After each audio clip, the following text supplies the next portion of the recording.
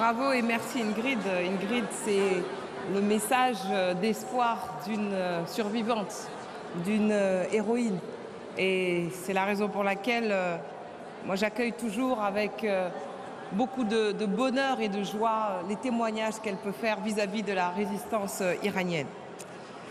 Chers amis, c'était le 24 août dernier, dans les longs couloirs de la mairie du 2e arrondissement à Paris, des milliers de photos, des jeunes étudiants, des femmes enceintes, des adolescentes.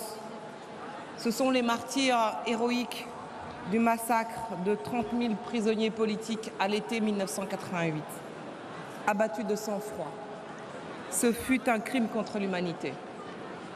Soudain, dans ces couloirs de la mairie du 2e arrondissement de Paris, on entendit une voix, celle d'un haut responsable de cette tuerie, l'aveu du crime. Il est encore vivant, membre éminent du régime de Rouhani, car l'impunité perdure, les exécutions de masse aussi.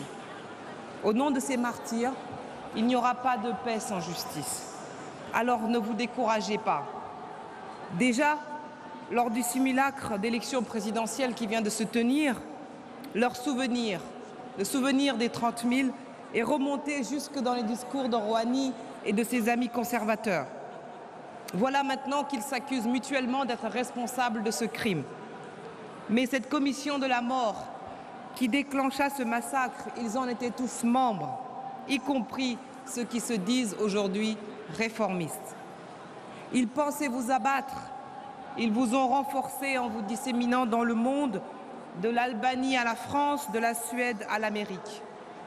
Partout, les ashrafiens poursuivent, disciplinés, enthousiastes, le combat de leur vie. Tant que les tyrans continueront à régner sur Téhéran, il nous faudra nous dresser contre la barbarie. Demander justice, obtenir qu'ils soient traînés devant les tribunaux. Il paraît que cette manifestation de Villepinte inquiète le pouvoir iranien. Le gouvernement français ne doit pas céder au chantage. La France ne doit pas troquer ses valeurs contre un accord nucléaire ou un accord financier qui seront de toute façon inefficaces. Alors continuons. Continuons à demander justice, liberté, démocratie. C'est encore une fois ce que nous réclamons. Au cours des 4 premières années de mandat de Rouhani, l'Iran continue à détenir le sordide record du plus grand nombre d'exécutions par habitant. Le simulacre d'élection présidentielle pour conduire Rouhani à la tête du pays n'y changera rien. Il n'est ni réformiste ni modéré. Et l'espoir est de notre côté, parce que le régime se fissure, sous pression. Les factions du régime se combattent. Et on a vu durant ce scrutin les portraits de Myriam Radjavi dans les rues de Téhéran. Et la résistance gagne du terrain. Partout, les cellules de résistance s'activent. L'édifice, j'en suis sûre, finira par s'écrouler de lui-même.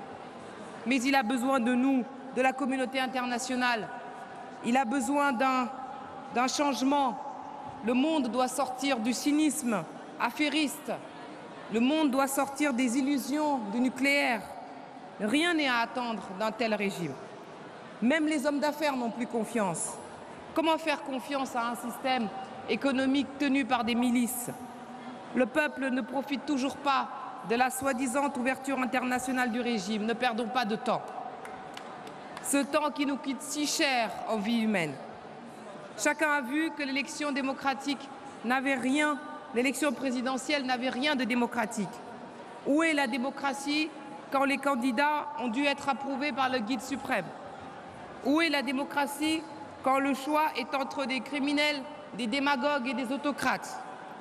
Où est la démocratie quand la peur, l'intimidation et le chantage règnent partout? Madame Radjavi, la résistance a votre visage, votre voix et votre détermination. La résistance est une femme. Et l'Iran a besoin de vous. Et vous avez besoin du monde. Puissions-nous être encore plus nombreux, plus déterminés pour conduire cet indispensable changement. Nous le devons à ce grand peuple iranien, l'une des plus brillantes, l'une des plus vieilles civilisations que le monde ait portées. Nous le devons aux 1000 d'Ashraf, Nous le devons aux milliers de martyrs. Nous le devons aux femmes qui luttent en Iran pour leur liberté. Nous le devons à cette magnifique jeunesse iranienne qui, à son tour, porte fièrement, bravement, le drapeau de la résistance. Nous le devons à vous tous, nous le devons au genre humain, au nom de sa dignité. Merci beaucoup. Merci.